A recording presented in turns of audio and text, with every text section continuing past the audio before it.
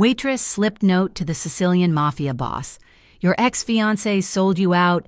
Back exit, come now. The rain in Harborview did not wash the city clean. It only made the grime slicker, reflecting the neon signs of the Port District in puddles that looked like spilled oil. Inside Trattoria Marinella, the air was thick with the scent of garlic, roasting rosemary, and the damp wool of coats drying on the rack by the door. It was a Tuesday, typically a slow night, but the heaviness in the room had nothing to do with the weather or the day of the week. Maya Collins shifted her weight from one aching foot to the other, leaning her hip against the service station counter. Her apron, once crisp white at the start of her double shift, now bore the faint, honorable stains of marinara and balsamic glaze. She was exhausted, a bone-deep weariness that made her eyelids feel like lead weights, but her eyes remained sharp. You had to be observant to be a good waitress, to know when a glass needed refilling before the customer asked, or when a couple was fighting silently and needed space. Tonight. However, her observation skills were picking up on something far more volatile than a domestic dispute. Table 4 was the problem. They were not regulars. The regulars were the old men playing cards in the corner, nursing espressos for 3 hours, or the tired dock workers who came in for the late-night pasta specials. The 4 men at table 4 were entirely different. They wore suits that were expensive but ill-fitting, straining at the shoulders and the waist, as if concealing something bulkier than a wallet. They had barely touched their food. Their eyes did not linger on the warmth of the decor or the framed photos of the owner's grandchildren. Instead, they watched the front door with the predatory intensity of hawks circling a field. The silence between them was strained, a taut wire ready to snap. Every time the kitchen door swung open, 2 of them would flinch, their hands twitching beneath the tablecloth. Maya wiped a spot on the counter, her stomach churning with an instinct she could not quite name. It felt like the drop in atmospheric pressure before a tornado touched down. Then the brass bell above the entrance chimed, clear and bright, cutting through the low murmur of the dining room. The wind from the harbor swept in, cold and biting, followed by a man who seemed to command the elements rather than endure them. Luca Santori stepped inside. The reaction in the room was immediate and subtle. The air seemed to leave the space, sucked out by the sheer gravity of his presence. Maya froze, her rag hovering over the mahogany. She recognized him instantly. Everyone in Harborview knew the face of Luca Santori, even if the newspapers only ever printed grainy photos taken from a distance. In person, he was terrifyingly striking. He was tall, moving with a fluid, predatory grace that made the other men in the room look clumsy. His coat was black wool, tailored to perfection, and his dark hair was swept back from a face that could have been carved from marble. Sharp cheekbones, a strong jaw, and eyes so dark they looked like endless tunnels. He was the head of the Santori crime family, the man who supposedly held the city's politicians and police force in the palm of his hand. He moved to the private booth in the back, the one usually reserved for the owner's family. 2 men accompanied him, walking a respectful 3 paces behind. They were large, serious men, but compared to Luca, they faded into the background. Maya watched, a mix of fear and strange fascination rooting her to the spot. This was a man who ordered deaths as easily as he ordered coffee, yet he sat with a quiet, controlled elegance that was almost hypnotic. He did not look around the room frantically like the men at table 4. He looked like a king surveying a very small, insignificant kingdom. The manager, Marco, snapped his fingers at Maya, his face pale. "Table 7, he hissed, jerking his chin toward Luca. "Do not make eye contact. Just water and the menu. Go." Maya swallowed hard, smoothing her apron. She grabbed the water pitcher, her hands trembling slightly, and forced herself to walk across the dining floor. As she passed table 4, she felt the gaze of the tense men track her, then slide past her to lock onto Luca. The hostility radiating from them was hot enough to burn. When she reached Luca's table, he was unbuttoning his coat. Up close, the danger clinging to him was palpable. A scent of expensive cologne and cold steel. "Good evening," Maya said, her voice sounding thin to her own ears. "Start you with some water." Luca looked up. For a second, his eyes met hers, and Maya felt a jolt go through her chest. He did not look at her like she was a servant. He looked at her with a detached curiosity, analyzing her in a microsecond. "Please," Luca said. His voice was a deep baritone, smooth and cultured, lacking the rough edge she expected from a mobster. She poured the water, careful not to spill a drop. His bodyguards stood near the booth's entrance, scanning the room, but they maintained that tiny, respectful distance, as if they knew their boss required space. "I will have the espresso," Luca added, closing the menu without looking at it, "and the focaccia. If it is fresh, it is," Maya managed to say. "I will bring it right out." She turned and walked away, feeling his gaze on her back for a heartbeat before he turned his attention to his phone. Maya pushed through the swinging doors into the kitchen, the noise and heat hitting her instantly. The chefs were shouting orders, pans were clashing, but Maya's mind was still out in the dining room. She needed to get the bread. She needed to calm down. She moved toward the service entrance at the back of the kitchen to grab a fresh basket from the warming rack. The back hallway was dimly lit, a narrow corridor leading to the alley where deliveries were made. The heavy steel door was usually propped open to let the heat escape, but tonight it was closed. As she reached for the bread, she heard a voice. It was low, hushed, coming from just inside the service alcove near the back door. She paused. It was one of the men from table 4, the one with the scar on his chin.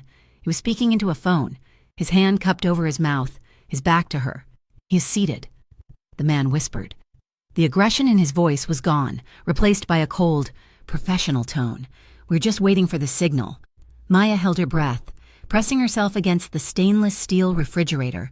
"Yeah," the man continued. "When he stands up, we shoot, crossfire. He has nowhere to go." Maya's blood ran cold. The tray in her hand rattled slightly, and she clamped her fingers down on it to stop the noise. "And the back?" the man asked. "Good. Isabella said she is closing the door from the outside. Make sure it is jammed. We want him trapped in the box." Isabella. The name made Maya's skin crawl. Everyone knew Isabella De Luca was Luca Santori's former fiancée. The tabloids had covered their split extensively, calling it the breakup of the century in the criminal underworld. If she was involved, if she was the one locking the doors. The man hung up the phone and adjusted his jacket. Maya saw the glint of a gun barrel tucked into his waistband before he turned and slipped back into the dining room, unnoticed by the cooks. Maya stood frozen, her heart hammering against her ribs like a trapped bird. They were going to kill him. Not just kill him, they were going to massacre him in the middle of a restaurant full of innocent people. When he stands up, we shoot. She needed to leave. She needed to run out the front door and never look back. This was not her world. These were monsters fighting monsters. And if she got in the middle, she would be crushed. But then she thought of Luca's face. She thought of the polite way he had asked for water. She thought of him sipping espresso, completely unaware that the woman he had once loved had sold him to his executioners. She moved to the small window in the back door and peered through the grime-streaked glass into the alley. Her breath hitched. A black sedan was idling with its lights off. 3 men were standing by the dumpster, checking weapons, large weapons, automatic rifles that they were tucking under long trench coats. It was a kill box. The restaurant was surrounded. Maya pulled back from the window, her legs shaking so hard she had to lean against the prep table. Panic clawed at her throat. If she did nothing, Luca Santori would be dead in 10 minutes, maybe 5. And who knew how many bystanders would catch a stray bullet? She looked at the golden, crusty focaccia in the basket. She looked at the dining room doors.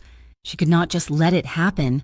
She was terrified, yes, but her moral instinct was a stubborn, immovable thing.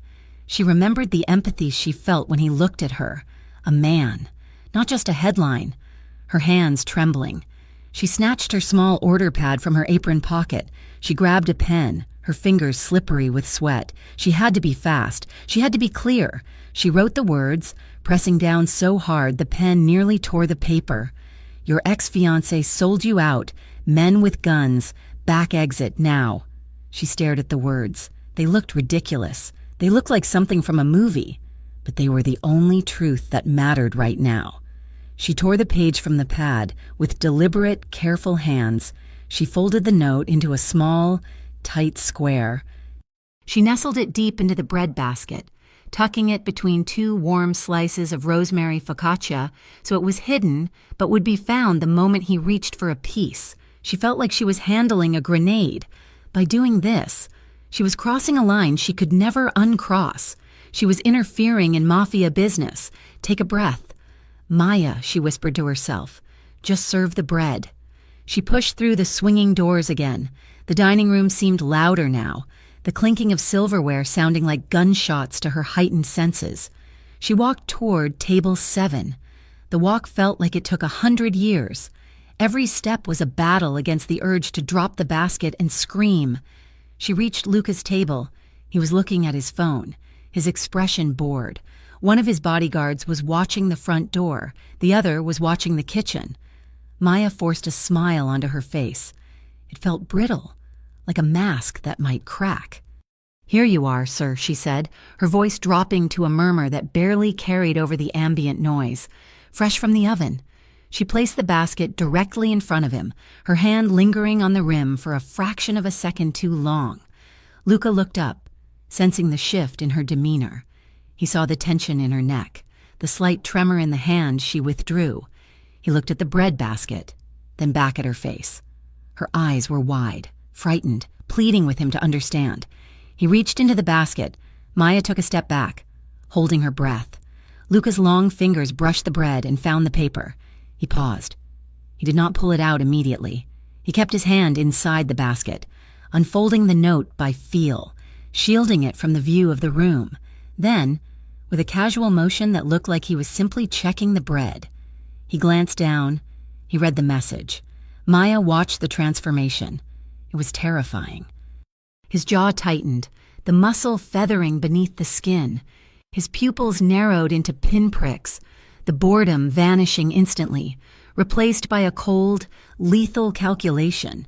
The air around him seemed to crackle with sudden, violent electricity. He did not look at table 4. He did not look at the windows. He shifted his position in the booth, his legs bracing, his right hand drifting imperceptibly toward the inside of his jacket. He looked up at Maya. It was a loaded glance, heavy with acknowledgement. There was no warmth in it, but there was a flicker of something else. Respect. Perhaps, or a debt recorded. "Thank you," Luca said softly. The words were ordinary, but the tone was final. He stood up. He did not rush. He rose with a smooth, fluid motion that drew no attention from the casual observer, but alerted every predator in the room. Maya's heart hammered a frantic rhythm against her ribs. She turned, pretending to check on table 5, but her entire body was braced for impact. Luca signaled his men with a single, sharp tilt of his head. They moved instantly, flanking him. He did not head for the front door. He turned toward the kitchen hallway. The man with the scar at table 4 realized what was happening. He stood up, his chair scraping loudly against the floor. "He's moving," the man shouted. The illusion of peace shattered. A gunshot cracked through the air, deafening in the enclosed space. A vase on a nearby table exploded, showering patrons with water and glass. Screams erupted. The dining room dissolved into chaos as people dove under tables, scrambling over one another in blind panic. Luca's bodyguard pulled a gun from his jacket, firing 2 shots toward table 4 to provide cover. "Get down!" someone screamed. Luca did not duck. He moved with terrifying purpose, striding toward the kitchen. As he passed Maya, he didn't just run past her. He reached out, his hand clamped around her wrist like an iron manacle. The grip was bruising, painful, and undeniable. He yanked her toward him, pulling her off balance and dragging her through the swinging doors into the kitchen just as a hail of bullets shredded the wood where she had been standing a second before. The kitchen staff was screaming, cowering behind the stainless steel counters. Luca did not stop. He pulled Maya along, his stride long and urgent, navigating the maze of prep tables. "Let me go!" Maya gasped, stumbling to keep up with him. She tried to wrench her wrist free, terror seizing her. She had saved him, but she hadn't signed up to be kidnapped. Luca shoved open the heavy service door, the one he now knew was a trap. Thanks to her, he paused for a split second, looking at the door, then at the layout of the kitchen. He kicked a heavy prep table over to block the entrance behind them, buying them seconds. He turned to her, his face inches from hers. The adrenaline made his eyes burn with a dark, intense fire. "You come with me now, or you don't get out at all," Luca growled, his voice low and urgent, cutting through the noise of the gunfire behind them. "They saw you give me the note. You are a liability now." Maya stared at him, the reality crashing down on her. She wasn't just a witness anymore. She was an accomplice. The sound of boots pounding on the dining room floor grew louder. "Move," Luca commanded. He didn't wait for her answer. He tightened his grip on her wrist and kicked the back door open, dragging her out into the rainy, gun-filled alley and into a night that would change her life forever. The metal door slammed open against the brick exterior, the sound lost instantly in the crack of gunfire that erupted from the shadows. The alley behind Trattoria Marinella was a narrow throat of darkness, slick with rain and smelling of wet garbage and ozone. Maya stumbled as her boots hit the uneven pavement, her breath hitching in a terrified sob. But Luca Santori did not let her fall. His hand was a solid, unyielding weight at the small of her back, propelling her forward with a force that brooked no resistance.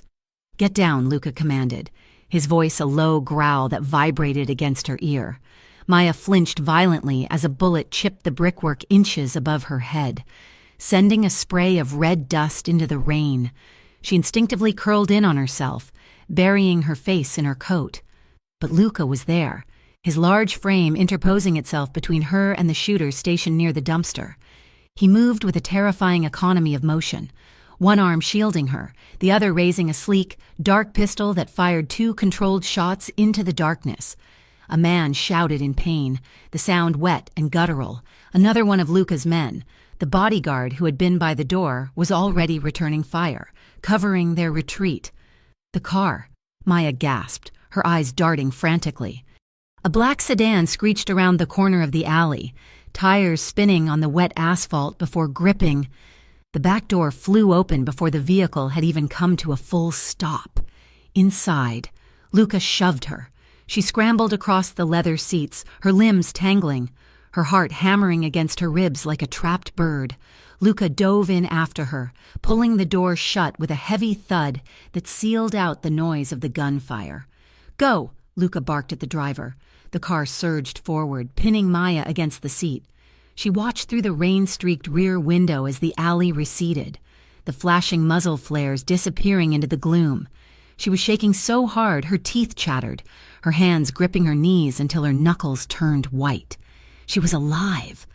But as the adrenaline began to recede, a cold, creeping dread took its place.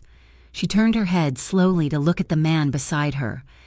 Luca Santori sat in the corner of the seat, his chest rising and falling in a slow, controlled rhythm.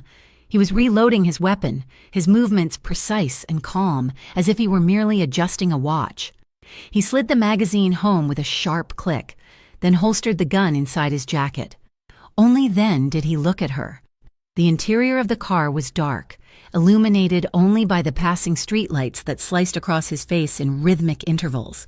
In those flashes of amber light, his eyes were devoid of gratitude. They were cold, calculating, and intensely suspicious. "Who are you?" Luca asked. The question was soft, but it carried the weight of a judge passing a sentence. "I am Maya," she stammered, her voice thin. "I am just a waitress." "Just a waitress," repeated the man in the front passenger seat. It was Nico, the bodyguard who had eyed her with suspicion back at the restaurant. He turned around, his thick neck straining against his collar, a gun resting casually on his thigh. "A waitress who knows exactly when a hit is going to go down," Nico spat. "A waitress who knows about back exits and crossfires. Who paid you? Was it the Valentis? Or did Isabella send you to make it look like a rescue so she could get him later?" "No!" Maya cried, shrinking back against the door. "I do not know any of those people." "Then how did you know?" Luca cut in, His voice was sharper now, demanding. "You wrote a note. You knew Isabella was involved. You knew about the guns. Explain. Now." Maya swallowed hard, trying to moisten her dry throat. The car swerved around a corner, throwing her slightly toward him, but she scrambled back to her side. "I went to the back to get more bread," she explained, the words tumbling out in a rush. The service door was closed, but I heard a man talking on the phone. He was one of the men at table 4, the one with the scar. Luca's eyes narrowed. "Go on." "He said they were waiting for you to stand up," Maya said, her voice trembling but gaining strength as she focused on the truth. "He said, when you stood up, they would shoot." He mentioned a crossfire. And then he said Isabella was closing the door from the outside to trap you in the box. Silence filled the car, heavy and suffocating. The only sound was the hum of the engine and the rhythmic swish of the windshield wipers. Luca stared at her, dissecting every micro-expression on her face. He was looking for the tell, the flicker of a lie, the shift in gaze that would betray a rehearsed story. But Maya looked back at him with wide, terrified eyes that held nothing but raw honesty. She saw the car in the alley, too, she added, whispering. "I looked out the window. Men with guns under their coats. I could not just let you die." Nico snorted from the front seat. "She is a plant." "Boss," Nico insisted, "it is too convenient. No civilian risks their neck for a guy like you unless there is money on the table." Luca did not answer Nico immediately. He kept his gaze locked on Maya. He saw the way her hands were shaking in her lap, the tremors violent and uncontrollable. He saw the genuine pallor of her skin, the way she was breathing in shallow, ragged gasps. This was not the composure of an assassin or a spy. This was the sheer, unadulterated panic of a normal person dropped into a war zone. Luca reached into the side compartment of the door and pulled out a bottle of water. He unscrewed the cap, the plastic cracking loudly in the quiet car. "Drink," Luca said, extending the bottle toward her. Maya looked at the water, then at him, hesitant. "It is just water," Luca said, his tone softening by a fraction of a degree. "You are in shock." Maya reached out, her hand trembling so badly she almost dropped the bottle. As her fingers closed around the plastic, they brushed against his. The contact was brief, lasting less than a second, but it sent a shockwave through her that had nothing to do with fear. His skin was warm, his grip steady and grounding. It was an unwelcome warmth, an undeniable connection that flared up her arm and settled in her chest. She snatched the bottle away, bringing it to her lips and drinking greedily, the cool liquid soothing the raw dryness of her throat. "Thank you," she whispered, wiping her mouth with the back of her hand. Luca watched her, his expression unreadable. He had spent his life reading people, looking for the knife behind the smile. But in this woman, this terrified waitress in a stained apron, he found only a confusing transparency. "Check her background," Luca said to Nico, leaning back against the leather seat. "Name, address, family. I want to know everything by the time we stop." Maya lowered the bottle. "I have to go home," she said, her voice rising in panic. "My shift. My mother calls me at midnight. I have to go home." "You are not going home," Luca said flatly. "Not tonight, but if the men at the restaurant saw you pass me that note, and they did." "Then you are a target," Luca interrupted, his voice devoid of pity but heavy with fact. "They know you helped me. If I drop you off at your apartment, you will be dead by morning." The words hung in the air, brutal and final. Maya slumped back against the seat, the reality of her situation crushing the air from her lungs. She had saved a life, and in doing so, she had forfeited her own. The car ride stretched on for another 20 minutes, winding away from the city center and the flashing lights of the harbor. The urban landscape gave way to quieter, darker streets lined with trees. They eventually turned down a long, gravel driveway leading to a house that sat isolated on a wooded lot. It looked like a normal house, a 2-story colonial with a porch and a manicured lawn. But as the car approached, Maya noticed the details that marked it as something else. The floodlights that snapped on were too bright. The fence surrounding the perimeter was too high. And the men standing by the front door were holding rifles, not rakes. "We are here," Nico announced, parking the car near the garage. Luca opened the door and stepped out into the drizzle. then turned and offered a hand to Maya. She hesitated, looking at his large, open palm, then at the armed men by the porch. She had no choice. She took his hand. His grip was firm as he helped her out of the car, pulling her close to his side as they walked toward the house. It was a possessive gesture, protective, signaling to the men on the porch that she was with him inside. The safe house was a hive of activity. The air smelled of stale coffee and gun oil. Men moved through the hallways with urgent purpose, carrying phones and laptops. When Luca entered, the activity ceased for a heartbeat. Every eye turned to him, then to the woman in the waitress uniform standing beside him. Their gazes were heavy, assessing. To them, she was a variable, a risk, a ticking bomb that had been brought into their sanctuary. "Take her to the back room," Luca ordered Nico. "Get her some dry clothes. I need 10 minutes to brief the captains." Nico nodded and gestured for Maya to follow him. She cast one last desperate look at Luca, but he was already turning away, surrounded by his lieutenants, his voice dropping into a low, authoritative register that excluded her completely. Maya was led down a hallway to a small room at the back of the house. It was sparse, furnished only with a single bed, a wooden chair, and a small table. Nico tossed a bundle of oversized clothes, gray sweatpants and a black t-shirt, onto the bed. "Stay here," Nico said. "Do not open the door." He left, closing the door with a click that sounded ominously like a lock engaging. Maya stood in the center of the room, the silence pressing in on her. Her legs finally gave out, and she sank onto the edge of the bed. She looked down at her hands. They were still stained with ink from the order pad and flour from the bread basket. The dam broke. She buried her face in her hands, her shoulders shaking as the tears came. Hot, stinging tears of terror and exhaustion. She cried for the quiet life she had lost in the span of an hour. She cried for the fear that was clawing at her stomach. She cried because she was in a house full of killers, and the only person she felt remotely safe with was the man they took orders from. She did not hear the door open. She only realized she was not alone when she sensed a shift in the air, a presence that filled the small room. She looked up, hastily wiping at her cheeks, humiliated to be caught weeping. Luca stood in the doorway. He had removed his wet coat and suit jacket. He was now in a white dress shirt, the top buttons undone, his sleeves rolled up to reveal forearms corded with muscle. He looked tired. The invincible armor of the Mafia boss had slipped, just a fraction revealing a man who had almost died. He watched her for a moment, his expression unreadable, before stepping inside and closing the door softly behind him. "I brought you something to eat," he said. He placed a plate of bread and cheese on the small table. It was a meager offering, but the gesture was unexpectedly human. "I am not hungry," Maya whispered, her voice thick with tears. Luca leaned against the wall, crossing his arms. He looked at her, really looked at her, stripping away the suspicion that Nico had been feeding him. He saw a woman who was terrified. Yes, but who had stood in a line of fire to save a stranger. "Why did you do it?" Luca asked quietly. Maya looked down at her hands. "I do not know." "You risked your life," Luca pressed, his voice low. "You knew what I was.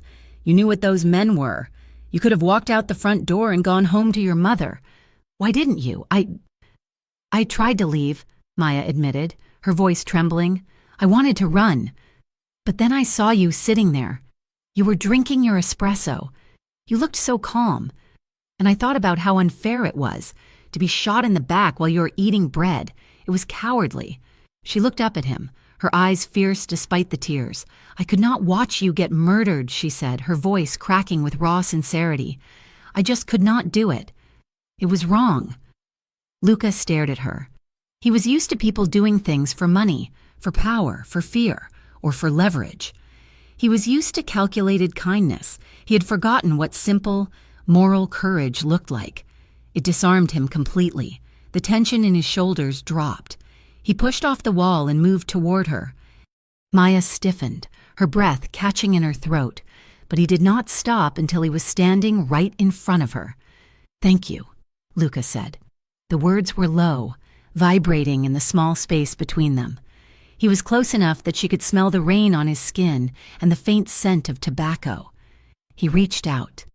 Maya froze, every nerve in her body singing with a high-tension warning. Luca lifted his hand and gently, with a delicacy that seemed impossible for a man of his size, tucked a loose strand of dark hair behind her ear. His fingertips barely skimmed her cheek, but the touch seared her skin. It was electric. Maya stopped breathing. She looked up into his dark eyes and saw something there that frightened her more than the guns. She saw a flash of vulnerability.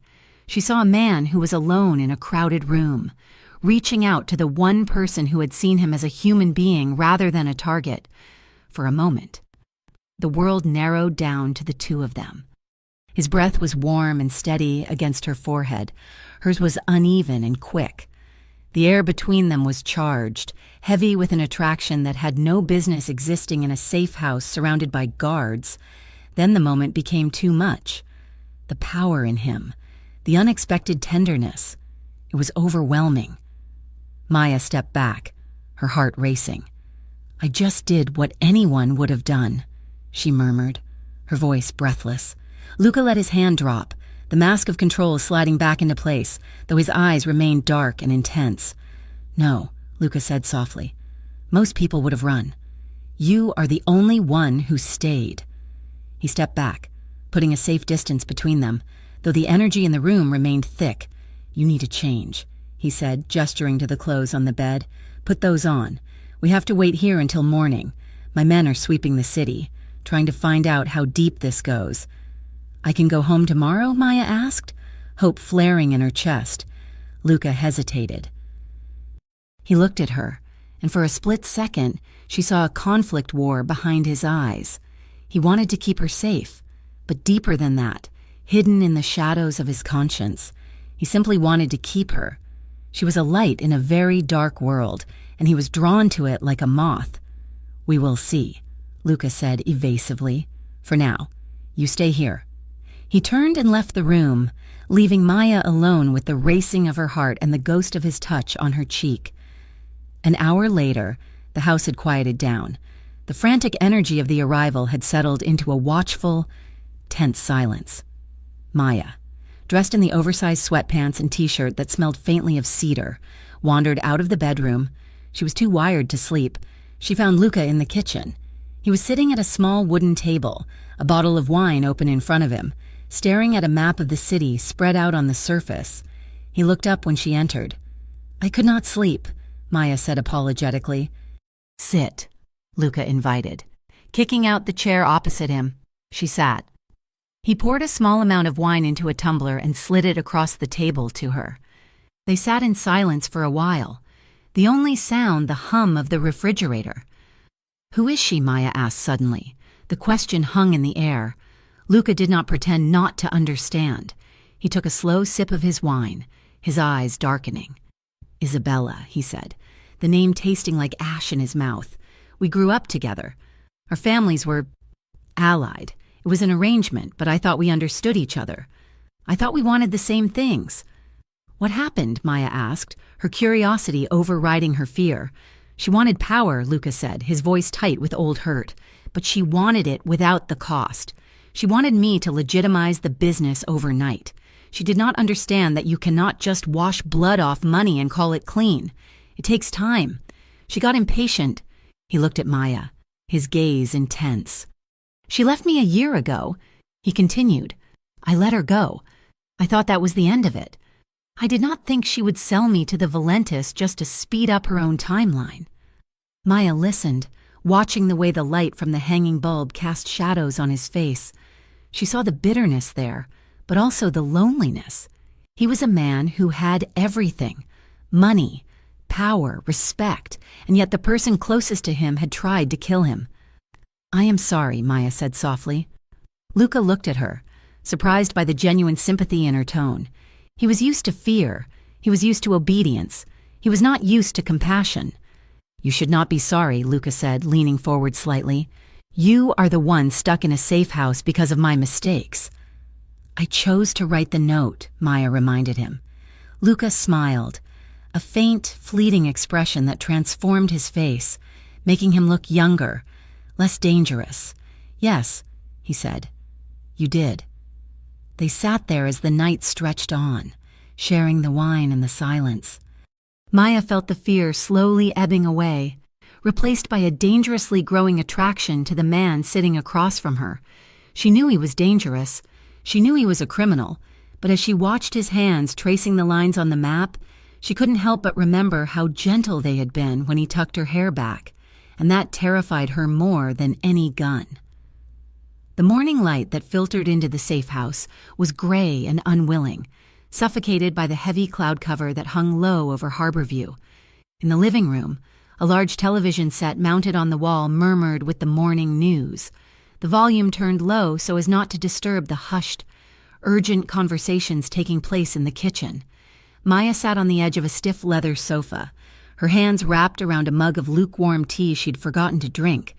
She stared at the screen, her stomach twisting into tight, painful knots. Breaking news, the anchor announced, her face a mask of practiced concern. Gang violence erupted last night at the popular Trattoria Marinella in the Port District.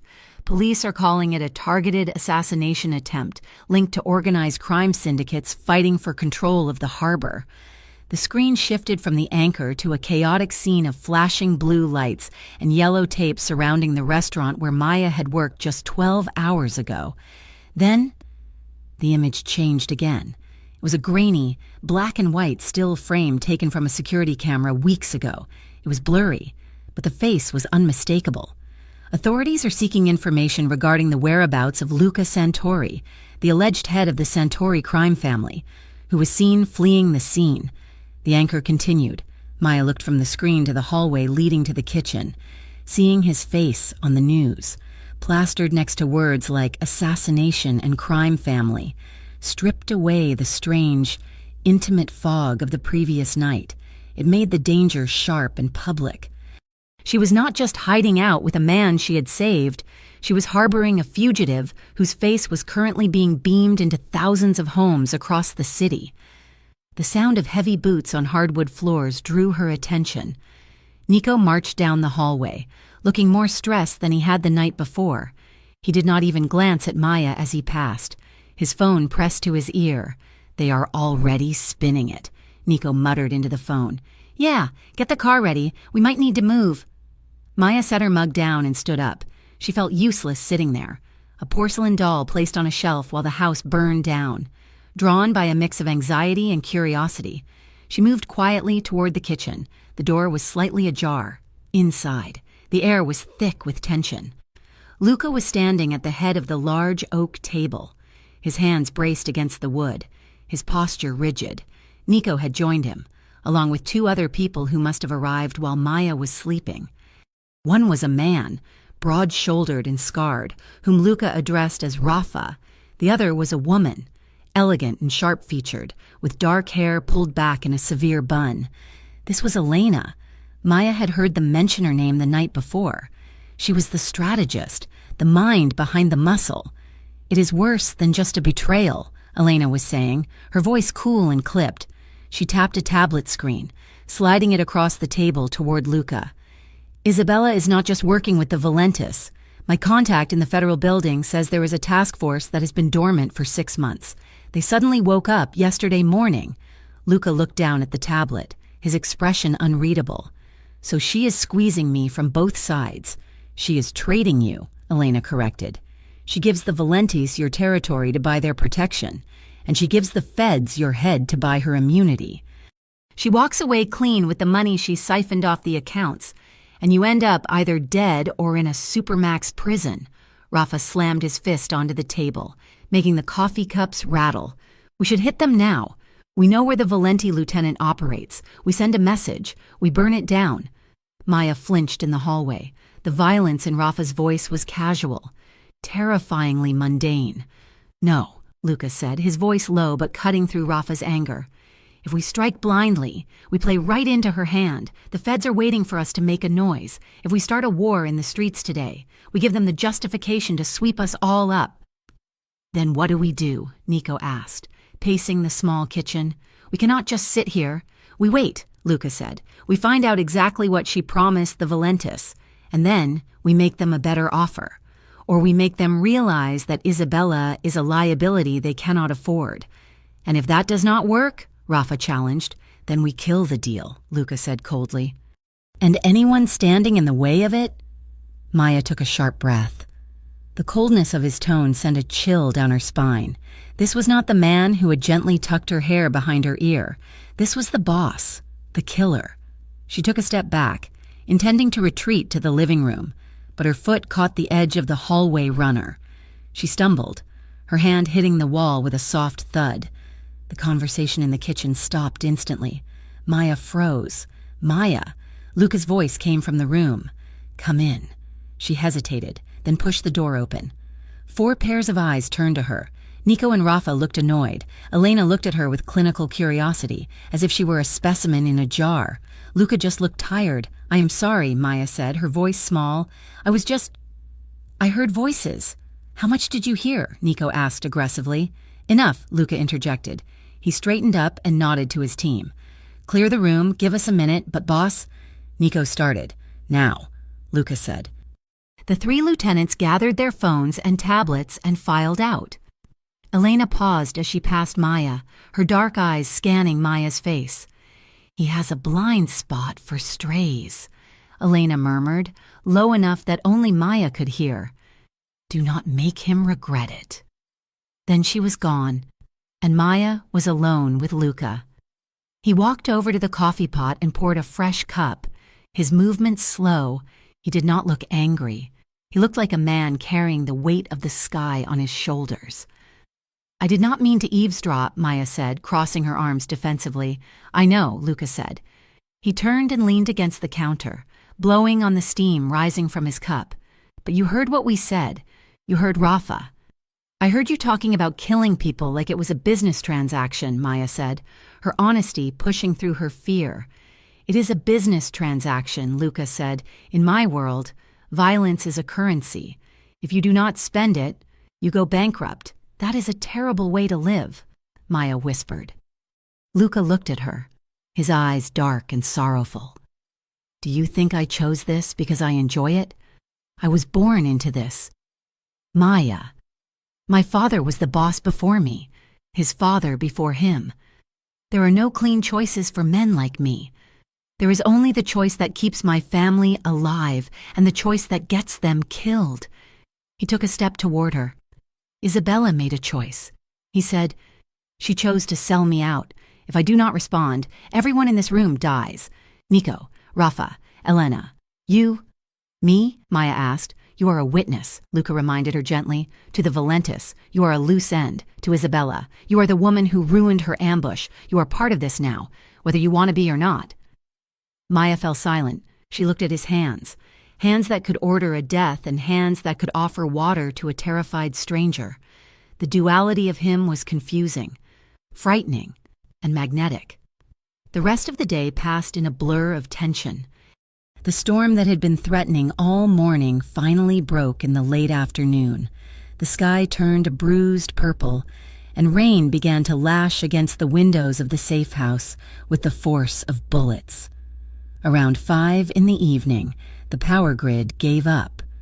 The lights in the safe house flickered once, twice, and then died, plunging the rooms into a gray gloom. The hum of the refrigerator cut out, leaving a sudden, ringing silence that was only broken by the drumming of the rain. Nico cursed from the other room and began shouting orders about checking the backup generator, but Luca remained in the kitchen with Maya. He moved to a cabinet and pulled out a box of thick, white candles. He lit them one by one, the strike of the match flaring bright in the dimness. He placed one on the small kitchen table and another on the counter. The flickering yellow light softened the hard edges of the room, casting long, dancing shadows against the walls. Sit, Luca said, gesturing to the chair. He found a gas burner and managed to heat water for instant coffee. It was a humble, domestic task that seemed at odds with the conversation she had overheard earlier. He brought 2 mugs to the table and sat down across from her. The storm raged outside, wind howling around the eaves of the house, but inside, in the small circle of candlelight, It felt like a sanctuary. "Tell me about yourself," Luca said. He was not interrogating her this time. His voice was soft, genuinely curious. Maya wrapped her hands around the warm mug. "There is not much to tell. I serve pasta. I go home. I sleep." "That is not true," Luca said. "Everyone has a story. Why were you working a double shift on a Tuesday?" Maya looked into the flame of the candle. "My mother is sick," she said quietly. "She lives in a facility about 2 hours from here. It is a good place, but it is expensive. The insurance only covers so much." Luca watched her, his focus intense. "What does she have?" "Early onset dementia," Maya said. "Maya. She forgets who I am sometimes, but she is safe there. So I work double shifts. I pick up holidays. I save everything I can." Luca remained silent, but his expression softened. He saw the fatigue under her eyes not as a weakness, but as a badge of honor. He saw the strength it took to keep going when the world gave you nothing but heavy lifting. "You are invisible to them, aren't you?" Luca asked. "The customers? The people you serve?" Maya nodded, a sad smile touching her lips. "Most of them do not even look at my face. I am just a pair of hands putting down a plate. If I disappeared tomorrow, they would only notice because their coffee was late. I noticed you," Luca said. The words hung in the air, heavier than the thunder outside. Maya looked up, her heart skipping a beat. "You were looking at your phone." "I saw you," Luca corrected her. "I saw how tired you were. I saw how you handled the rude couple at table 3 with grace. And I saw you look at me when you realized what was happening. You were terrified, but you did not look away." He reached across the table. His thumb brushed the back of her hand. It was a lingering caress, rough skin against smooth, sending a jolt of electricity straight to Maya's chest. It was a dangerous touch. It was the touch of a man who took what he wanted, but it was also asking for permission. Maya did not pull away. She let the warmth of his hand seep into hers, spreading through her veins like a slow-moving ache. In the dim light, with the rain hammering against the roof, the lines between their worlds began to blur. He was not a mafia boss, and she was not a waitress. They were just two people trapped in a storm, finding a moment of quiet in the chaos. "I am not used to being seen," Maya whispered. "You should get used to it," Luca murmured. He stood up abruptly, the legs of his chair scraping against the floor. The intensity of the moment seemed to have startled even him. He walked over to the window, peering through the slats of the blinds into the rain-swept yard. Maya watched him. She knew she should be afraid. She knew she should be thinking about the gunmen and the federal agents, but all she could think about was the way his hand had felt on hers. Luca stood by the window for a long moment, his back to her. Then he turned. He did not go back to his seat. He walked around the table and stopped beside her chair. He was close, dangerously close. Maya could feel the heat radiating from his body. She could smell the soap he had used, mixed with the scent of the rain and the wax of the candles. She stood up. She did not know why she did it. It was instinct. It was a magnetic pull she could not resist. They stood facing each other in the flickering light. Luca looked down at her, his eyes searching her face, looking for fear, looking for hesitation. "Maya," he said, his voice a low rumble. She looked up at him, her breath hitching. She knew what was coming. She had every chance to step back. She could walk away, go to the bedroom, lock the door. She stayed. Luca leaned in slowly. He gave her time. He gave her seconds that felt like hours to push him away. When she did not move, he lifted his hand. He cupped her cheek, his palm warm and rough, his thumb tracing the line of her jaw. Maya's eyes fluttered shut. Her hands, acting of their own accord, reached out and curled into the fabric of his white shirt. He lowered his head and kissed her. It was slow, tentative. A question asked in the silence of the room. Maya's lips parted slightly, and the kiss deepened. It wasn't the aggressive, demanding kiss she might have expected from a man like him. It was restrained, filled with a suppressed intensity that made her knees weak. He kissed her like she was something precious, something fragile that he was terrified of breaking. Her heart raced against her ribs, a frantic drumbeat. She pressed closer to him, her fingers tightening on his shirt, pulling him down. Luca groaned low in his throat, a sound of surrender. His other arm came around her waist, pulling her flush against him. His mouth moved over hers with more urgency now, tasting her, claiming her. The stubble on his chin grazed her skin, a rough contrast to the softness of his lips. For a minute, there was no war. There was no Isabella. There was no sick mother or double shifts. There was only the heat of his body, the strength of his arms, and the taste of coffee and desire. Luca pulled back first. He did not go far. He rested his forehead against hers, his eyes closed, his breathing ragged. Maya clung to him, her own breath coming in short, shallow gasps. "I should not be doing this," Luca whispered, his voice rough. "I am dragging you deeper into the dark. You deserve better than this, better than me." Maya opened her eyes. She saw the guilt warring with the longing in his expression. She saw a man who believed he was poison. "I am not asking for better," Maya whispered back. She reached up and touched his face, her fingers tracing the tension in his jaw. "I do not regret it," she said firmly. Luca looked at her, his eyes burning with a mixture of hope and disbelief. He opened his mouth to speak, to say something that might have changed the course of the night, but the world outside the candlelight crashed back in. 3 loud, urgent bangs shook the kitchen door. "Boss," it was Nico. His voice was not the calm, professional tone of a guard. It was high with panic. Luca pulled away from Maya instantly. The tenderness vanished from his face, replaced by a mask of cold, sharp alertness. He reached for the gun tucked into the waistband of his pants. "Enter," Luca commanded. Nico burst into the room, his flashlight cutting through the dimness, blinding them for a second. "We have a problem," Nico said, breathless. "The perimeter sensors just tripped, and Rafa just got a call from a contact at the precinct." "What is it?" Luca asked, stepping in front of Maya, shielding her instinctively. "Someone tipped the Valentis about the location," Nico said grimly. "They are not just looking for us anymore. They are 5 miles out and closing in fast. We have to move. Now." Maya felt the blood drain from her face. The warmth of the kiss evaporated, replaced by the icy grip of terror. Luca turned to her. There was no time for apologies, no time for soft words. "Get your coat," Luca ordered, his voice slipping back into the command of the dawn. "We are leaving." Maya nodded, her hands shaking as she moved to obey. But as she turned to run down the hallway, she felt Luca's hand catch her arm for just a second. A squeeze, a promise. Then he let go, and they were running into the dark.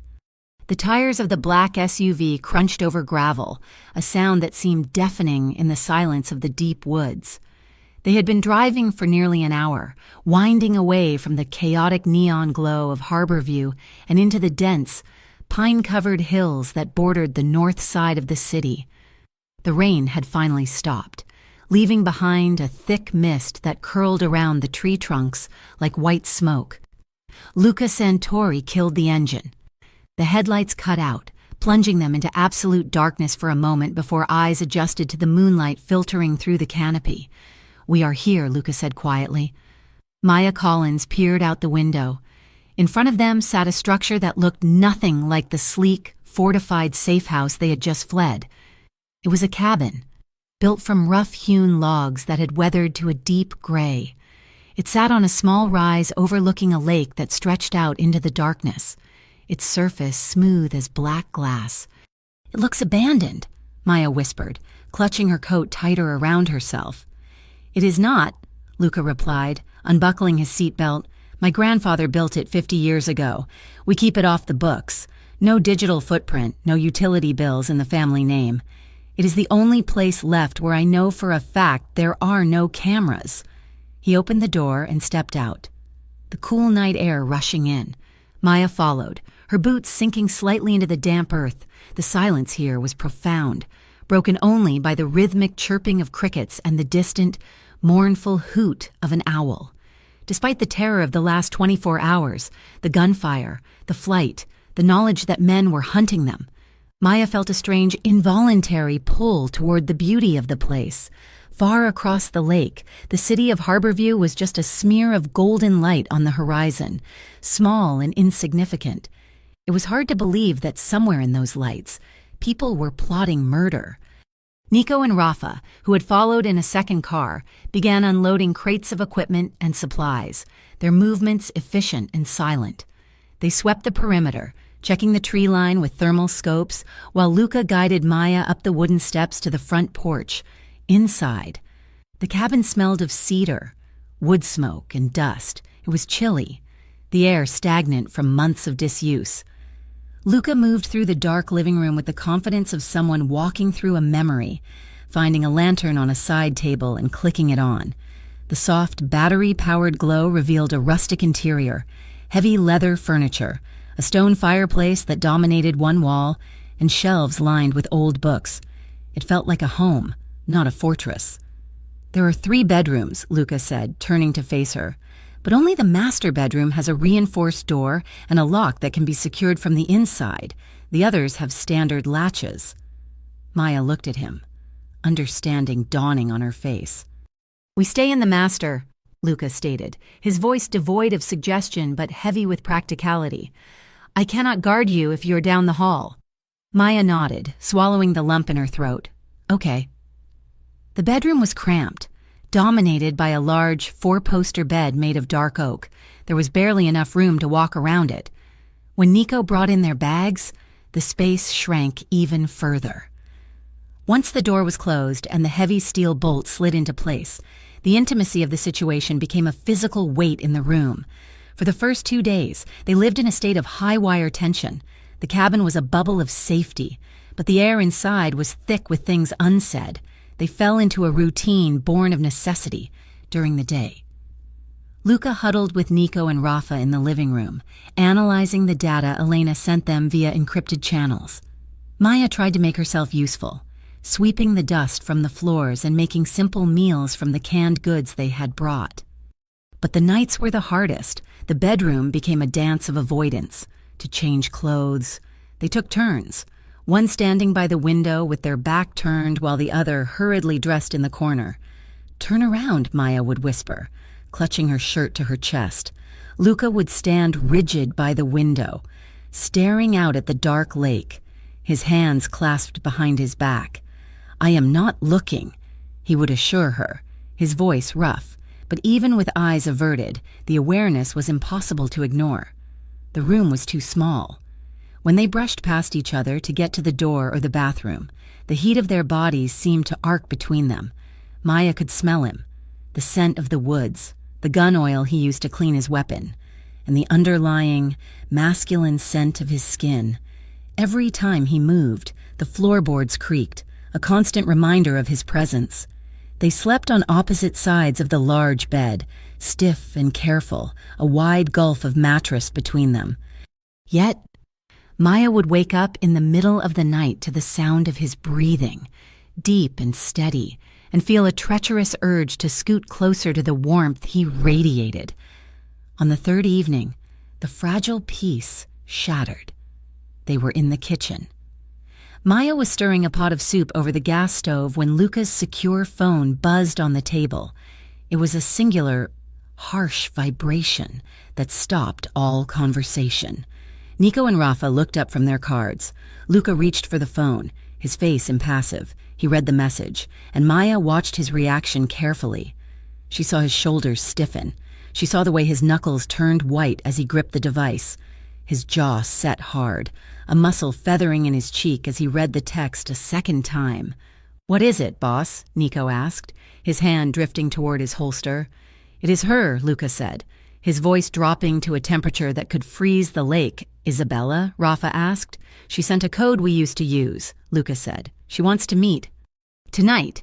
A neutral spot. The old carousel at the end of the public pier. It is a trap," Nico said immediately. "Maybe," Luca replied, staring at the screen. "Or maybe the feds are squeezing her harder than she expected, and she is looking for a way out. She says she has information on the Valenti leadership structure, information that could end the war." Maya stood by the stove, the wooden spoon motionless in her hand. She watched Luca's profile. He wasn't just calculating the risk, he was remembering. There was a flicker of something in his eyes. Not love, certainly, but a deep, jagged pain that hadn't healed. A hot, sharp spike of jealousy pierced Maya's chest. It surprised her with its intensity. She hated that this woman, this Isabella who had sold him out and tried to have him killed, could still command his attention with a single text message. She hated that they had secret codes and a shared history that Maya could never touch. And beneath the jealousy was a protective anger that made her want to grab the phone and throw it into the lake. "You are not actually going," Maya said, her voice cutting through the room. Luca turned to look at her, surprised by her tone. "I have to know if it is real. If she can give us the Valentis, we can stop running, or she can finish what she started in the restaurant," Maya snapped. Luca ignored her and turned back to his men. "We need to scout the location. Nico, you take the high ground on the warehouse roof overlooking the pier. Rafa, you stay in the car as getaway." "What about the girl?" Nico asked, jerking his chin toward Maya. Luca hesitated. He looked at Maya, then at the door, then back to the map on the table. "She stays here," Luca said. "It is too dangerous. We lock the cabin. She will be safe until we get back." "No," Nico argued. "If the Valentis tracked the phone, they could be on their way here right now. If we leave her alone, she's defenseless. We should take her, use her as a cover. A couple walking on the pier looks less suspicious than a lone man. I am not using her as a shield," Luca growled. "Then leave her," Rafa said. Maya slammed the spoon down on the counter. The noise echoed like a gunshot. "I am standing right here," she said, her voice trembling with fury. "Stop talking about me like I'm a piece of luggage." She walked around the counter, marching up to Luca until she was forced to tilt her head back to look him in the eye. "I am not staying here to knit while you go get shot," she declared. "And I am not going to be your human shield. But if you think I am going to sit in this cabin alone, waiting for a hit squad to kick down the door while you are off meeting your ex-fiancé, you are out of your mind." Luca stared at her. He saw the fire in her eyes, the set of her chin. She looked nothing like the terrified waitress who had cowered in the alley. She looked fierce. "You are coming," Luca decided abruptly. "But you stay in the car with Rafa. You do not step foot on that pier. Is that understood?" Maya held his gaze. "Understood." Luca nodded, then turned to his men. "Get the gear ready. We leave in 20 minutes. Nico and Rafa scrambled to pack the equipment. Luca turned and walked toward the bedroom. Maya followed him. Inside the room, the air was heavy. Luca moved to the bed, opening a black duffel bag to retrieve a fresh magazine for his pistol and a Kevlar vest. He moved mechanically, his mind clearly miles away. Maya sat on the edge of the bed, watching him. The jealousy was still simmering, but it was giving way to a profound sadness. "Do you still love her?" The question slipped out before she could stop it. Luca froze. He held the vest in his hands, staring at the dark fabric. He did not look at her immediately. The silence stretched, filled only by the wind rattling the window pane. Finally. Luca tossed the vest onto the bed and sat down next to her. He sat close, their knees almost touching, but he kept his gaze on the floor. "I do not love her," Luca said quietly. "I hate her. But hate is just as heavy as love. Maya, it ties you to a person just as tightly," he sighed, running a hand through his dark hair.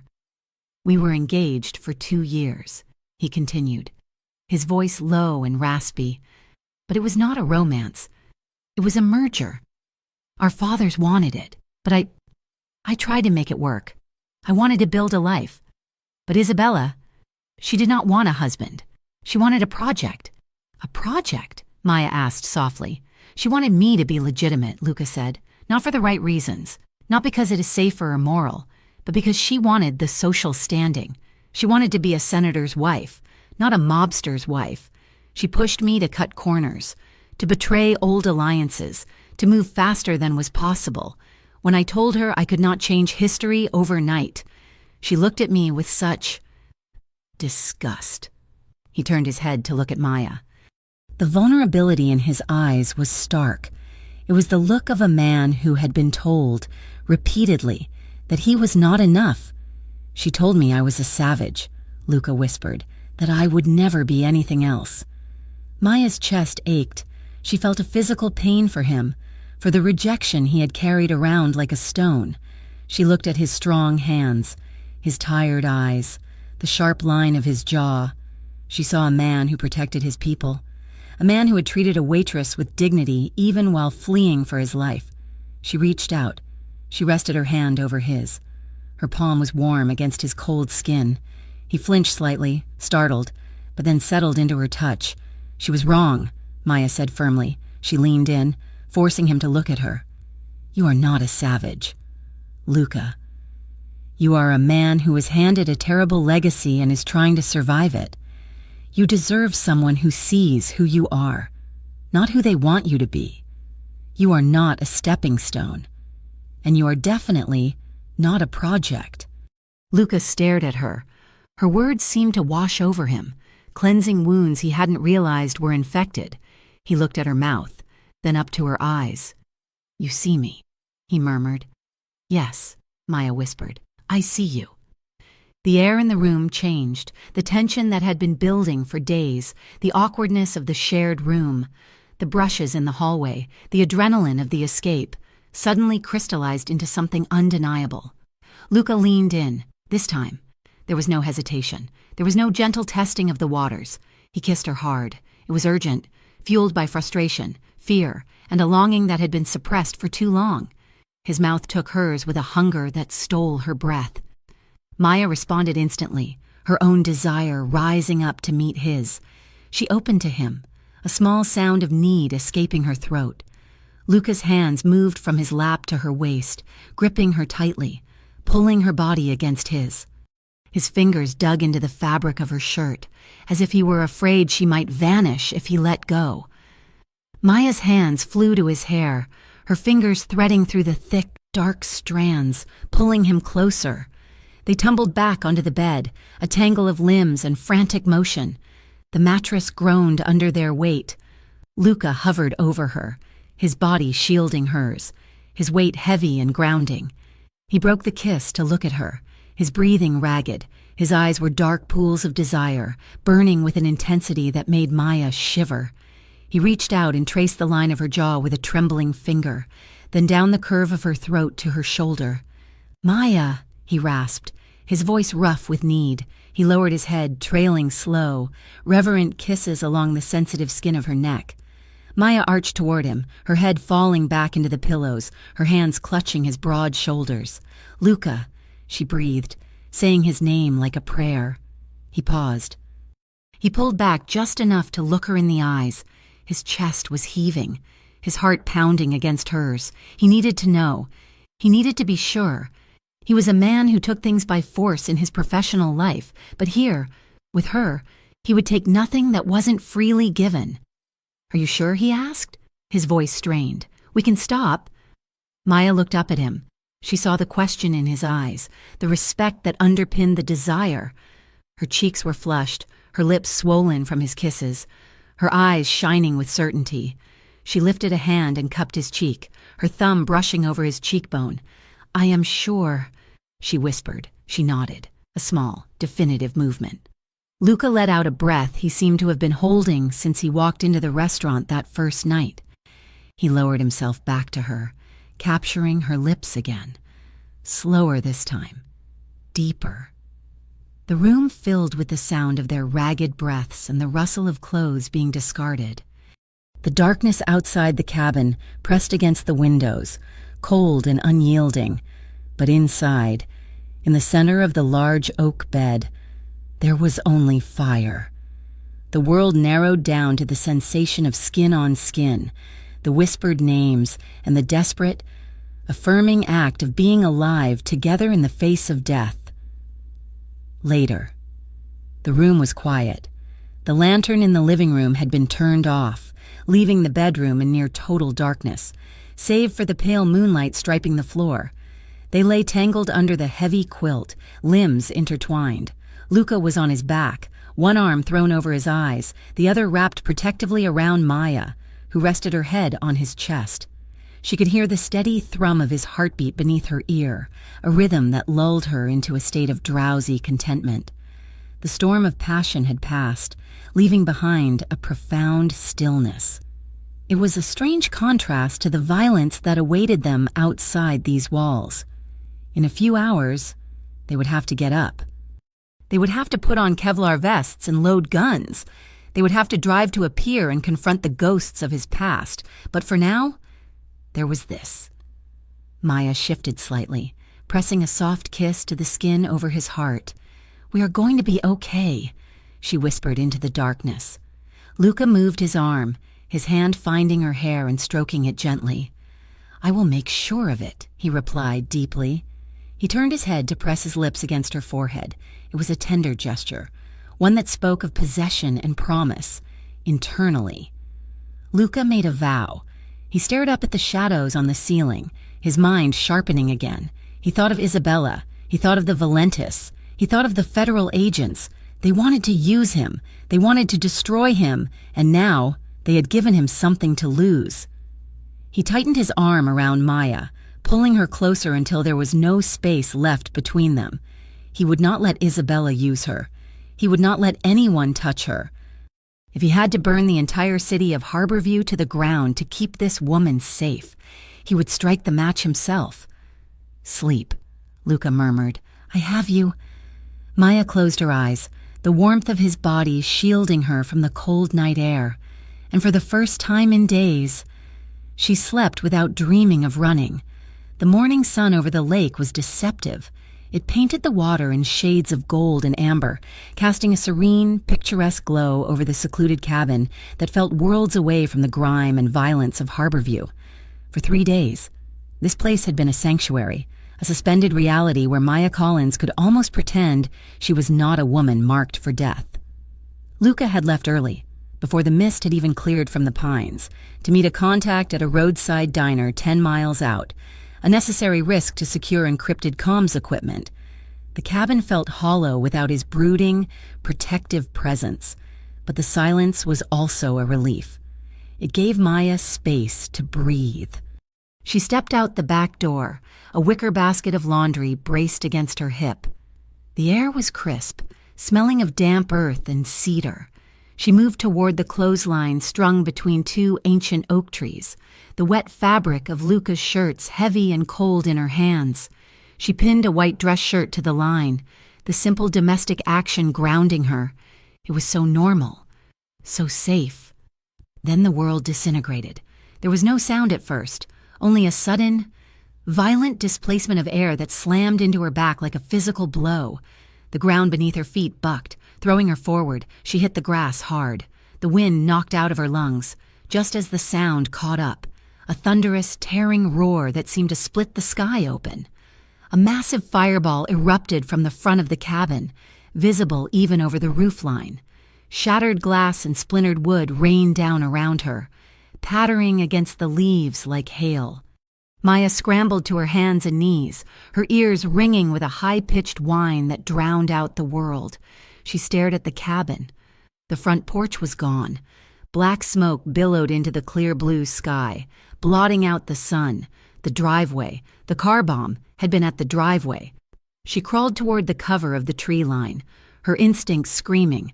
If she had been inside, making coffee in the kitchen like she planned, she would be dead. If she had been on the front porch waiting for Luca. She huddled behind the thick trunk of an oak tree, trembling violently, watching the flames lick at the log structure. Time lost its meaning. It could have been minutes or hours before she heard the screech of tires tearing over gravel, audible even through the ringing in her ears. A vehicle skidded to a halt near the smoking crater of the driveway. A car door slammed. "Maya!" The voice was raw, a terrifying sound of pure panic. "Maya!" She stumbled out from behind the tree, coughing as the smoke drifted into the backyard. "I am here!" she screamed, though her voice sounded distant to her own ears. Luca came running around the side of the cabin. He looked like a man possessed. His suit jacket was gone, his shirt unbuttoned, his face pale beneath a sheen of sweat and ash. When he saw her standing there, covered in dirt but standing, he stopped dead. His chest heaved. In 2 strides, he bridged the distance between them. He did not ask if she was okay. He needed to verify it with his hands. He grabbed her, his palms framing her face, his thumbs wiping away a smudge of soot from her cheek. He ran his hands down her arms, checking for blood, for broken bones, his touch frantic and desperate.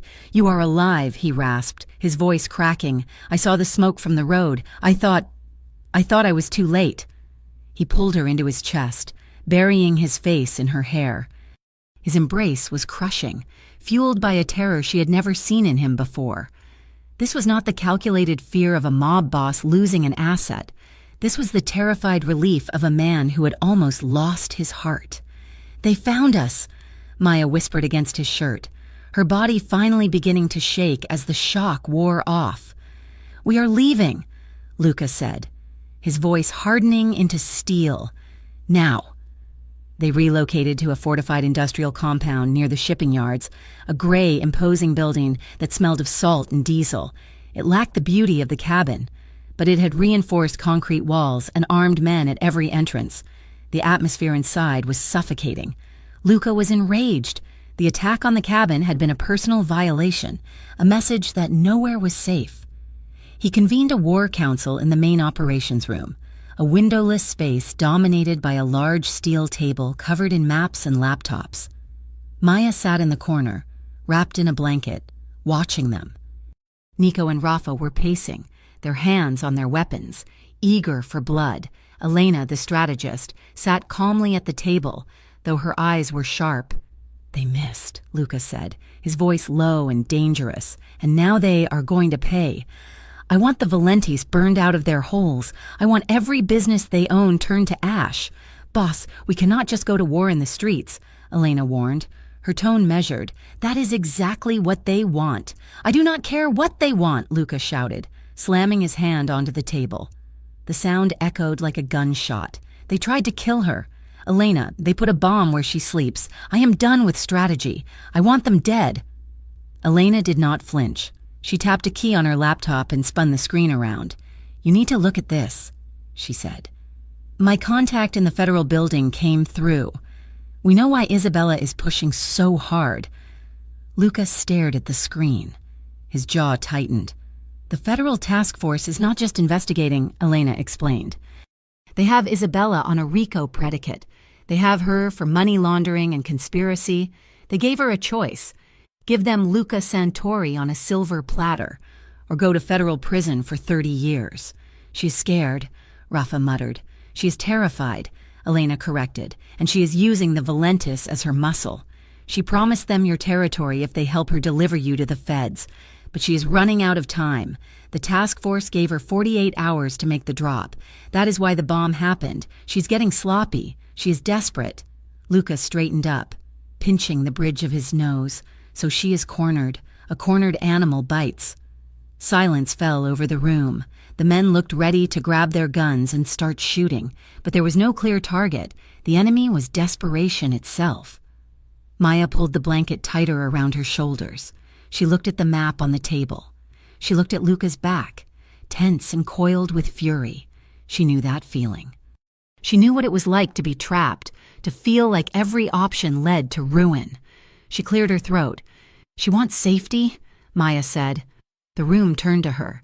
Nico looked annoyed that she was speaking, but Luca turned with immediate focus. "What did you say?" Luca asked. "Isabella," Maya said, her voice gaining strength. "She does not care about the Valentis. She does not care about the law. She just wants to be safe. She wants to stay out of prison." "And?" Elena asked, raising an eyebrow. "And when people are that desperate for safety, they believe anything that promises it," Maya said. She stood up, letting the blanket fall. "You are trying to fight her with guns, but you should be fighting her with what she wants." Luca watched her, his expression softening from rage to intrigue. "Go on. Feed her a lie," Maya suggested. "Tell her you have something that can save her. Records. Evidence that proves the Valentis were the ones laundering the money, not her. Tell her you are willing to trade it for peace. She won't believe I would help her," Luca said. "She will if you tell her it is the only way you can disappear," Maya countered. "Tell her you are leaving the life. Tell her you are done. Tell her you will give her the evidence to bury the Valentis and get the feds off her back, in exchange for her letting you walk away."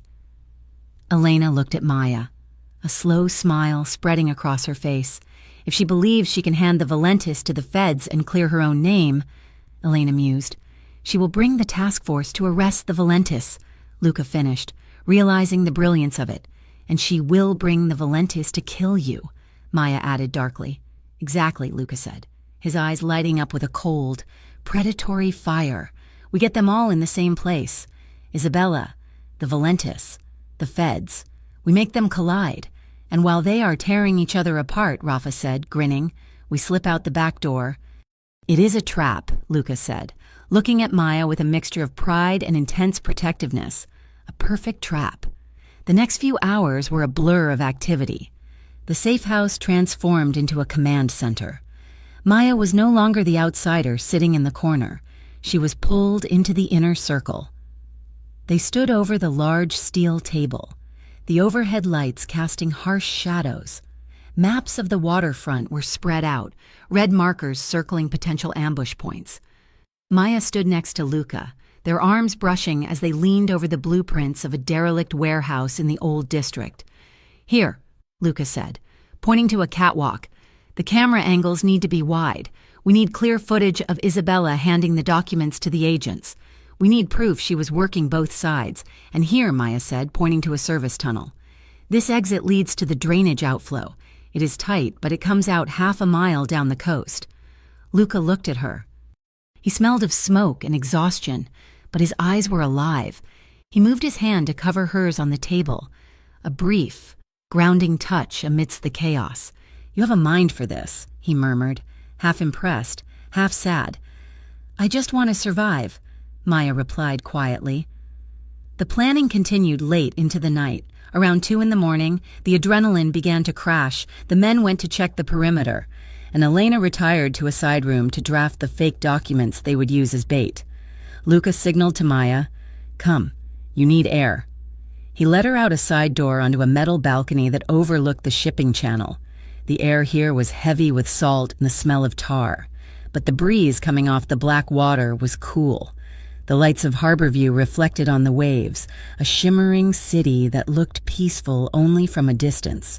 Maya shivered, the cool air biting through her thin shirt. Luca immediately took off his suit jacket and draped it over her shoulders. It was heavy, warm, and smelled of him. He stepped in behind her, wrapping his arms around her waist, pulling her back against his chest. He rested his chin on her shoulder, his stubble grazing her neck. Maya leaned into him, letting his solid weight support her. I am scared, Maya admitted, her voice barely a whisper against the wind. I know, Luca said, his arms tightening. But, she continued, looking out at the dark horizon, I think I am more scared of going back. Back to what? Luca asked. To the diner, she said, to the double shifts, to serving pasta to people who do not see me, to being powerless, tonight, in there, looking at the maps. I felt like I had control over my own life for the first time, even if it is dangerous. Luca turned her in his arms so she was facing him. The moonlight caught the sharp angles of his face, softening the harsh lines of worry. I do not want you to live in fear, Luca said, his voice rough with emotion. And I do not want you to live in boredom. I want a future where you do not have to choose between the two. He reached up and cupped her face. I am going to get us out of this. Maya, I am going to burn the bridges that need burning. And then we are going to build something else. Something that isn't soaked in blood. A life where we can sleep at night. Do you think we can? Maya asked. I think, Luca said, his eyes searching hers. That with you. I can do anything. He lowered his head and kissed her. It was soft at first, the taste of the salt air mixing with the warmth of his mouth. The breeze tugged at her hair, but she felt anchored by his hands on her hips. The kiss grew deeper, lingering under the vast, starless sky. Their bodies swayed slowly, moving to the rhythm of the water lapping against the pilings below. It was a dance of two survivors finding solace in the eye of the hurricane. Luca's hands slid down to her waist, pulling her flush against him. Maya rose on her tiptoes, her arms encircling his neck, deepening the contact. The heat between them flared, chasing away the chill of the night.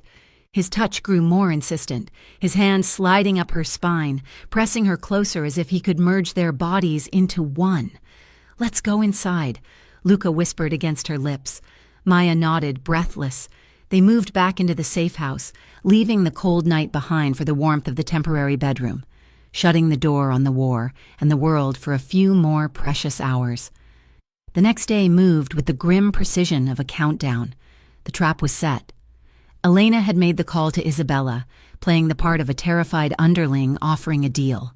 Isabella had taken the bait, her desperation blinding her to the risks. The meeting was set for midnight at the old cannery warehouse on the West Docks. The men spent the afternoon prepping weapons and checking the hidden cameras that would broadcast the meeting to a secure server. It was a high-tech execution of a very old game. As the sun began to set, painting the sky in bruises of purple and red, the atmosphere in the safe house shifted from planning to preparation. Kevlar vests were strapped on, magazines were loaded. Luca stood by the door, adjusting his cuffs. He looked every inch the Sicilian dawn, imposing, lethal, and calm. But when he saw Maya walking toward him, the mask slipped. She was dressed in dark, functional clothes, her hair tied back. She looked ready to run, or ready to fight. "You stay in the van with Rafa until the signal," Luca ordered, his voice tight. "I know the plan." "Luca," Maya said. He stepped forward and pulled her into a fierce embrace. He held her so tight it hurt, pressing his forehead against hers. They stood there for a long moment, breathing the same air, their hearts beating in a syncopated rhythm of fear and love. "Listen to me," Luca whispered, his eyes locked on hers. "No matter what happens tonight, no matter how the cards fall, meeting you, that note in the breadbasket, it is the one thing I would not change." Maya's eyes shone with unshed tears. She grabbed the lapels of his jacket. "Do not talk like that," she said fiercely. "You are coming back. You hear me? You come back to me. Do not make me regret that note." Luca managed a small, crooked smile. "I will come back," he promised. He kissed her one last time, hard, desperate, and searing. Then he pulled away, turned, and walked out into the night to end the war, leaving Maya standing in the silence, praying that his promise was stronger than the bullets waiting for him. The rain over the Harborview docks was a relentless, cold drizzle that slicked the asphalt and turned the world into a blur of gray and black. The old cannery warehouse loomed against the skyline like the skeletal remains of a leviathan, its corrugated metal skin rattling in the wind off the water. Luca Santori stepped out of the shadows and into the cavernous main bay of the warehouse. He was not wearing the bespoke Italian suits that had defined his public image for a decade. Tonight, he wore dark, tactical clothing, heavy boots, cargo pants, and a fitted black jacket that concealed the Kevlar vest beneath.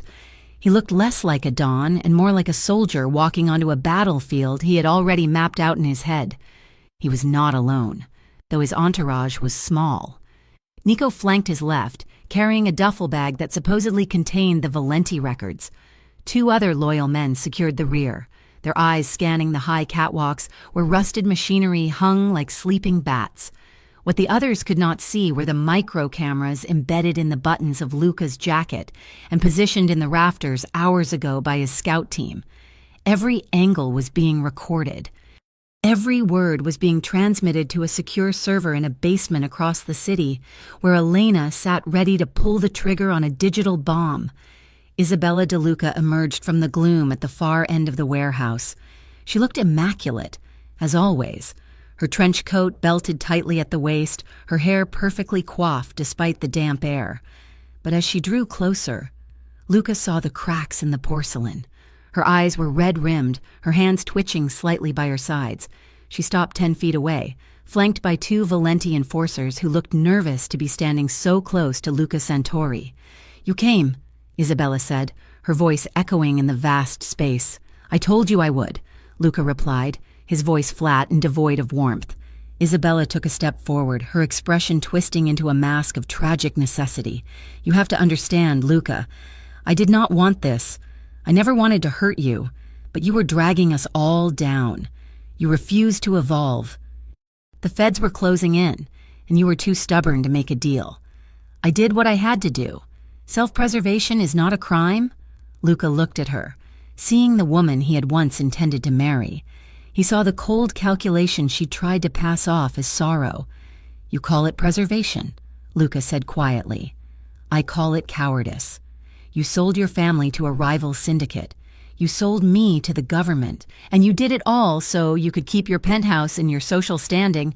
Isabella's eyes flashed with anger, the mask slipping. "I did it to survive," she snapped. "And if you hand over those records, you can survive too. The Valentis will let you walk away.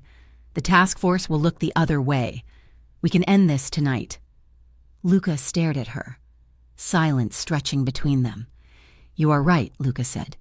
"We are ending this tonight."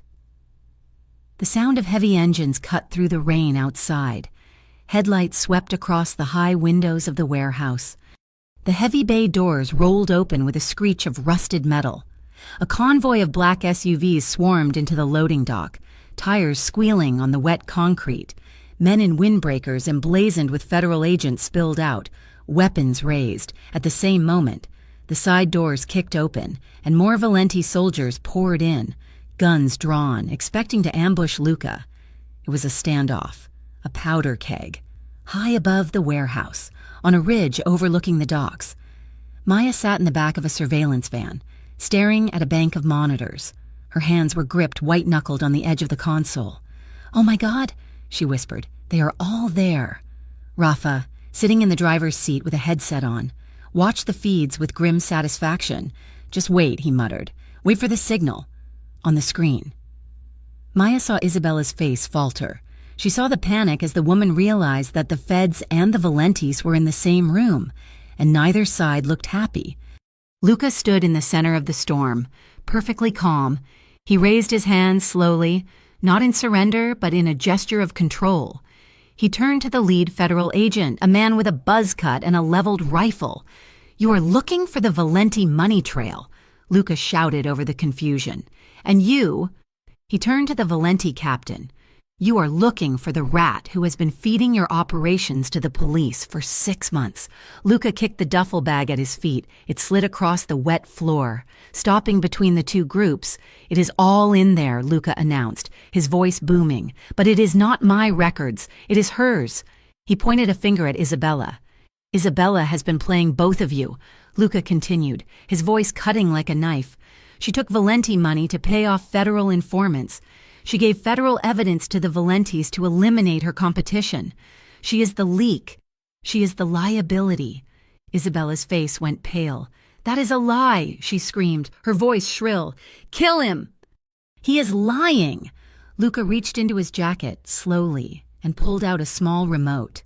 "Elena, do it," he said into his lapel microphone. Instantly, the phones of every federal agent and every Valenti soldier in the room buzzed. Across the city, Elena hit the enter key, the incriminating audio files, the bank transfers, the emails between Isabella and both sides were blasted to the personal devices of everyone in the room, and simultaneously leaked to 3 major news networks in the warehouse. The lead agent looked down at his phone. The Valenti captain did the same. The realization hit them at the same time. Isabella backed away, shaking her head. "No," she whimpered. "No, wait." A young, nervous Valenti soldier, sensing the betrayal, panicked. He raised his gun and fired a shot toward Isabella. The crack of the gunshot broke the dam. Chaos erupted. The federal agents opened fire on the Valentis. The Valentis returned fire. Luca and Nico dove behind a stack of steel shipping crates as the air filled with the deafening roar of automatic weapons. "Go!" Luca yelled to his men. "Route B!" They moved low and fast, weaving through the maze of crates toward the side exit they had mapped out. In the van, Maya watched the monitors in horror. The warehouse had turned into a war zone. She saw Luca moving, saw him guiding his men. But then she saw something else. 3 Valenti soldiers had broken away from the main firefight. They were sprinting down the side corridor, the exact corridor Luca was heading toward. "They are cutting him off!" Maya shouted. "Rafa, look, they are cutting him off!" Rafa cursed, reaching for his radio. "Boss, you have bogeys at the exit. Turn back. There is no turning back." Luca's voice crackled over the radio. Gunfire popping in the background. "We are pinned." Maya looked at the screen. Luca was trapped between the feds behind him and the ambush squad ahead of him. He was going to walk right into a kill box. "I have to go," Maya said. She grabbed the spare pistol from the dashboard. "No!" Rafa shouted, grabbing her arm. "You stay here. That is the order. Let go of me," Maya screamed, wrenching her arm free with a strength that surprised him. "He's going to die if I do not do something." She didn't wait for him to argue. She threw open the van door and sprinted into the rain. The distance to the warehouse was only 100 yards, but it felt like miles. Her boots slammed against the wet pavement, mud splashing up her legs, her heart pounded in her throat, a frantic drumbeat of terror and determination. She was not a soldier. She was a waitress. But she was the only one who could see the angle. She reached the side entrance of the warehouse, a rusted metal door that was slightly ajar. She burst through it, her chest heaving. She was in the corridor. Ahead of her, she saw the 3 Valenti gunmen. They had their backs to her, their weapons trained on the corner where Luca was about to emerge. They waited in silence, fingers on triggers. Maya raised the gun. Her hands were shaking uncontrollably. She gripped the weapon with both hands, trying to steady it, remembering the hurried lesson Luca had given her in the cabin. "Hey!" she screamed. The gunman closest to her spun around, surprised to see a woman standing there soaked in rain. "Luca!" Maya shouted his name as a warning. The gunman raised his rifle toward her. Maya squeezed the trigger. The gun kicked hard in her hand, the sound deafening in the narrow hallway. She squeezed her eyes shut for a split second. She missed the center mass, but the bullet clipped the gunman's shoulder. He cried out, spinning away, his rifle clattering to the floor. The distraction was enough. Luca came around the corner low and fast. He saw the gunman distracted by Maya. He didn't hesitate. 2 controlled shots dropped the standing threats. He rushed forward, kicking the weapons away, and then he was on her. "Maya!" He grabbed her shoulders, shaking her slightly. His eyes were wide, a mix of furious outrage and overwhelming relief. "I told you to stay in the car," he roared, though his hands were pulling her closer, checking her for holes. "You were trapped," Maya yelled back, her voice hysterical. "They were waiting for you." Luca looked down the hallway, then back at her. He realized she was right. If she hadn't distracted them, he would be dead on the concrete. He let out a rough breath and kissed her hard on the forehead. "You are crazy," he growled. "Come on." They moved toward the exit, Nico and the others close behind. Suddenly, a figure stumbled out of the shadows near the loading dock door. It was Isabella. She was disheveled, her coat torn, clutching a briefcase of cash she had hidden. She was trying to reach a parked car, trying to slip away while the feds and Valentis slaughtered each other. She saw Luca. She froze. Luca raised his weapon. He had a clear shot. He could end it right there. Isabella stared at him, her eyes pleading, knowing she had lost everything. "Please," she mouthed. Sirens wailed outside, getting louder. Blue lights flashed against the wet walls. The federal agents were securing the perimeter. Luca looked at her. He looked at the gun in his hand. Then he looked at Maya standing beside him, breathless and brave. He realized he didn't need to kill Isabella. Killing her would be mercy. Leaving her to the consequences of her own ambition was justice. He lowered the gun. He stepped aside, clearing the line of sight for the squad of agents rushing through the main doors. "Freeze! Federal agents!" Isabella spun around, but it was too late. She was surrounded. She dropped the briefcase, her hands shaking as she raised them in surrender. The agents swarmed her, cuffing her, dragging her away from the money she had sold her soul for. Luca did not watch. He took Maya's hand. "Let's go," he said. They slipped out the side door into the rainy night, vanishing into the shadows of the shipping containers just as the news helicopters began to circle overhead. 3 days later, the sunlight streaming into the apartment was bright and clean. It was a modest place on the 3rd floor of a brick building in a quiet neighborhood, miles away from the docks and the penthouses of downtown Harborview.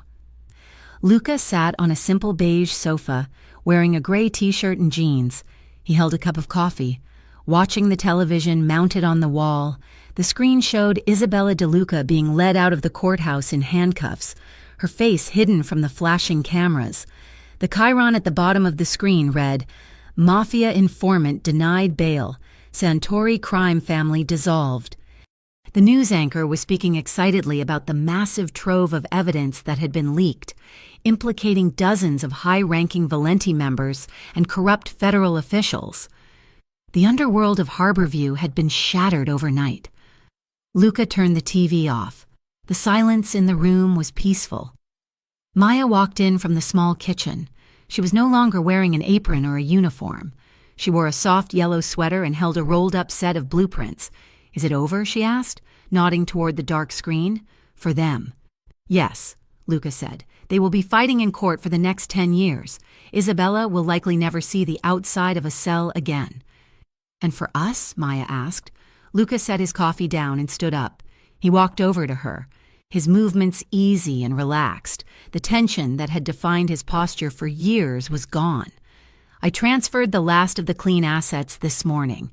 He said, "The illicit accounts are closed, the properties are sold. What we have left is legitimate. It is enough to start over." He reached out and took the blueprints from her hand, unrolling them on the small dining table. It was a layout for a commercial space, a corner unit with big windows and a professional kitchen. The Collins Cafe. Luca read the label, a smile tugging at the corner of his mouth. "It is small," Maya said quickly, feeling a sudden wave of shyness, "but the location is good. And I have ideas for the menu. No frozen bread, everything fresh. It is perfect," Luca said softly. He looked at her, his dark eyes filled with a warmth that rivaled the sunlight. "Are you sure about this?" he asked. "You are tying yourself to a man with a heavy past. Maya, even if I walk forward, the shadow is long." Maya looked at the blueprints, then at him.